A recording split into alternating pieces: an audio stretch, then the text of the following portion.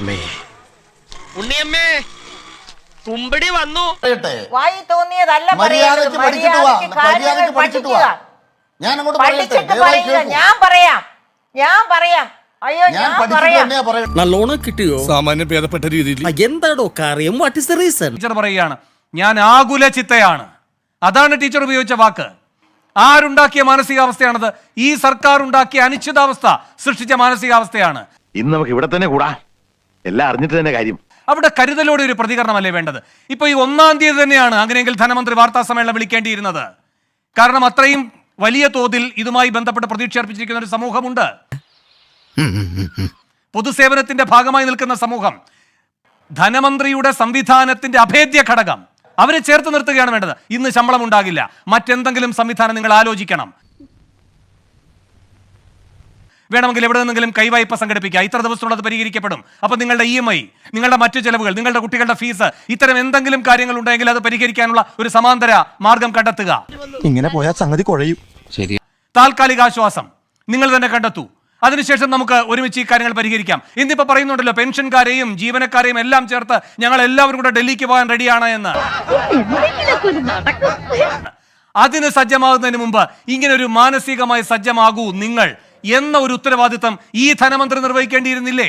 മുഖ്യമന്ത്രി നിർവഹിക്കേണ്ടിയിരുന്നില്ലേ? ടീച്ചറെ, ഇതൊരു നടക്ക് പോണ മാതിരില്ല. തീർച്ചയായിട്ടും വേണ്ടിയിരുന്നു. ഇപ്പൊ ഈ 13,650 എമൗണ്ടിനെ പറ്റി വേണ്ട, ഞാൻ പറയാം.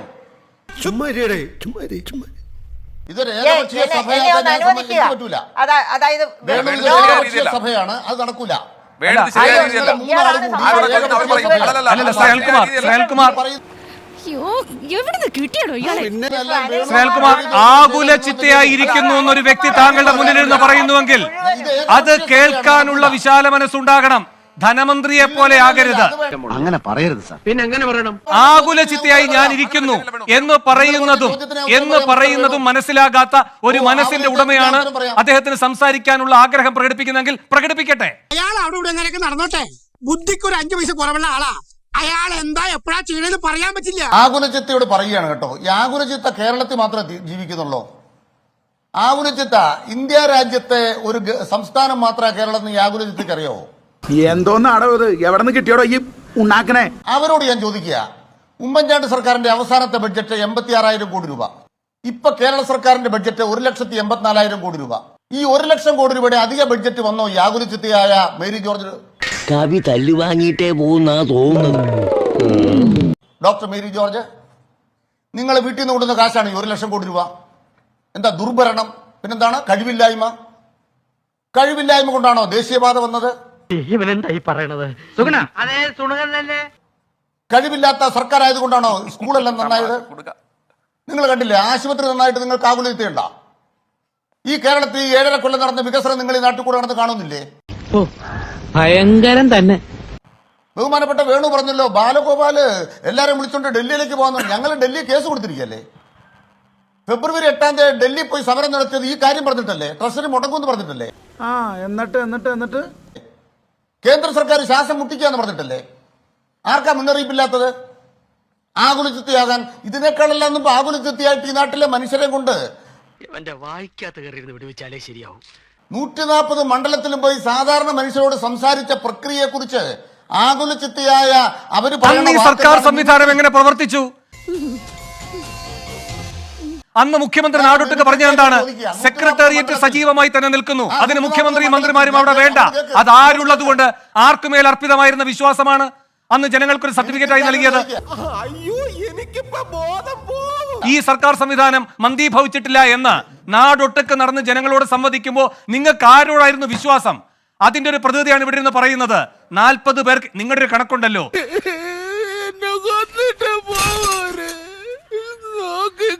₹1 കേന്ദ്രത്തിലേക്ക് പോകുമ്പോൾ 42 പൈസയെ കേരളത്തിനുള്ളൂ, 75 പൈസ UP അടിച്ചുകൊണ്ട് പോകുന്നു എന്നൊക്കെ ഇവിടെ ഇർഷാദ് പറയുകയാണ്. 100 പേർ സെക്രട്ടേറിയറ്റിലുണ്ടെങ്കിൽ 40 പേർക്കേ കിട്ടിയിട്ടുള്ളൂ സാർ. എവിടെ ഇതൊരു നടക്ക് പോണ ലക്ഷണില്ല. അയ്യോ, ഒരു മിമിക്രിക്കാരെ രക്ഷിക്കാൻ വേണ്ടി വേണു ഇത്രയും കഷ്ടപ്പെടരുത് കേട്ടോ. ഞാൻ ആ മിമിക്രിക്കാരി പറഞ്ഞത് എന്താണ്? കേരളീയ മിമിക്രിയാണ്. മുതലാളി, ഞാൻ ഉപദേശിക്കുന്നു കരുതരുത്. മുതലാളി ഒരു ചെത്തിയാണ്. പിന്നെ മിമിക്രിക്കാർ പറയുന്നത് ഈ കേരളത്തിൽ ഒരു പ്രൊഫസറെ കുറിച്ച് തന്റെ തന്റെ പാർട്ടിയുടെയും കഴിവില്ലായ്മ കൊണ്ട് ഒരു പ്രൊഫസർ കാര്യം പറയുമ്പോ അതിനെയൊക്കെ ഇങ്ങനെ ആക്ഷേപിക്കാൻ തോന്നിയ ദിവസം പറഞ്ഞാണ്ടല്ലോ അമ്മച്ചാണ് പൈല ഇതിന്റെ കട്ടയും പടം മടങ്ങും. ഞാൻ പറയട്ടെ സാർ, നിങ്ങൾ വിഷമിക്കാതെ. എവിടുത്തെ ഞാൻ നിങ്ങളോടല്ലോ പറഞ്ഞത്. ഒരു പ്രൊഫസർ ഒരു ഉത്തരവാദിത്തപ്പെട്ട ഒരു ലേഡി ഒരു ചർച്ചയിൽ വന്നിരുന്ന് ഈ സംസ്ഥാനത്തെ കുറിച്ച് പറയുമ്പോൾ സംസ്ഥാനത്തിന് ടീച്ചർ നല്ല മറുപടി പറയും അതിന്. മുഖ്യമന്ത്രി നടത്തുന്ന പരിപാടി പക്ഷെ കേട്ടോണ്ടിരിക്കുന്ന ഞാൻ പറയട്ടെ, ഞാനങ്ങോട്ട് പറയരുത്. കേട്ടിരിക്കുന്നവരോട് ഞാനങ്ങോട്ട് പറയാം. ഈ സമയത്താണ് ചൂടാവണത്. ചൂടാവാൻ പിന്നെ സമയമൊക്കെ ഉണ്ട്. സമയമൊക്കെ എഴുതിത്താ കൊല്ലും ഞാൻ. കേട്ടിരിക്കുന്നവരോട് ഞാനങ്ങോട്ട് പറയാവുന്ന അങ്ങനെ പേടിപ്പിക്കണ്ട. കേരളത്തിലെ നവകേരള സദസ്സിൽ കേരളത്തിലെ ഗവൺമെന്റ് അവതരിപ്പിച്ച കണക്കുണ്ടല്ലോ. നിങ്ങൾ പണ്ട് കേരളത്തില് ഇങ്ങനെയാണെങ്കിൽ ഞാൻ കളിക്കല്ല, ഞാൻ നേരെ ചിറാപുഞ്ചിയിൽ പോയി മണം വിൽക്കാൻ പോണു.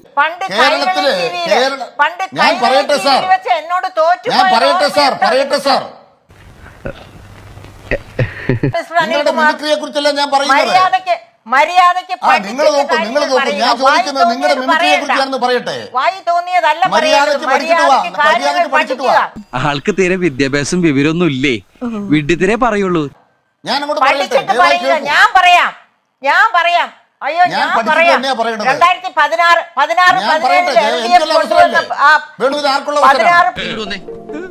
2016 മോശം വാക്ക് പറഞ്ഞതിന്റെ പേരിൽ മേരി ടീച്ചർ മറുപടി പറയട്ടെ. അനിൽകുമാറെ, അതല്ലേ മര്യാദ? അല്ല, മര്യാദ ഞാൻ പറഞ്ഞിരുന്നല്ലോ. വിശദീകരണം പറയട്ടെ. മിസ്റ്റർ വേണുവും അല്ല, നിങ്ങൾ പറയണ്ട. ബാക്കി കേട്ടിട്ടൊക്കെ തീർത്തോ. നിങ്ങളോട് എനിക്കൊരു ദേഷ്യമില്ല. വിവരമില്ലായ്മ ഒരു കുറ്റമല്ലല്ലോ. അതെ, അങ്ങയുടെ പാദസ്പർശമേറ്റ ഈ പുണ്യഭൂമി എന്നൊക്കെ പറയുന്നത് മിമിക്രി അല്ലേ? ഞങ്ങൾ പറയട്ടെ. അല്ലെ, അങ്ങയുടെ പാദസ്പർശമേറ്റ ഈ പുണ്യഭൂമി എന്നൊക്കെ പറയുന്നത് മിമിക്രി അല്ലെങ്കിൽ എന്താണ് മിസ്റ്റർ?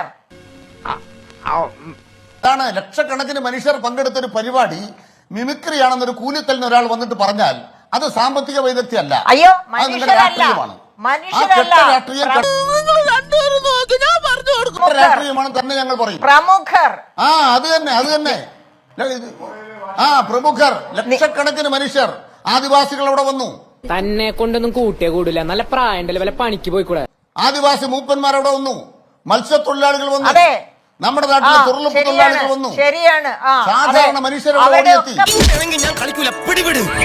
അവരൊക്കെ മനുഷ്യരാണ്. അവരുടെയൊക്കെ പ്രശ്നങ്ങൾ 7 മാസമായിട്ട് അവർക്ക് വായിലിടാനുള്ള അരിയില്ല.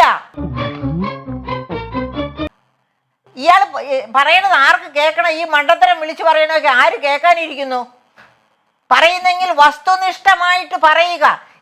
കിട്ടിയാ? ഇല്ല, ചോദിച്ചു വാങ്ങിച്ചു. 7 മാസമായിട്ട് സാമൂഹ്യ സുരക്ഷാ പെൻഷൻ കിട്ടിയില്ല. അവരാരും പൗരപ്രമുഖരല്ല. അതുകൊണ്ടാണ് അവർക്ക് സാമൂഹ്യ സുരക്ഷാ പെൻഷൻ കിട്ടാത്തതിനെ പറ്റി ആകുല ചിത്തരാകാത്തത് നിങ്ങൾ ആരും. വല്ലാത്ത തലവേദന, ഞാനൊന്ന് കിടക്കട്ടെ. പക്ഷെ എനിക്ക് അവരെ പറ്റി ആകുലതയുണ്ട്. എനിക്ക് ശമ്പളം മുടങ്ങിപ്പോയി ഇത് വലിയ മാറണായില്ല. ഒരു ധവളപത്രത്തിൽ പറഞ്ഞിരുന്നു.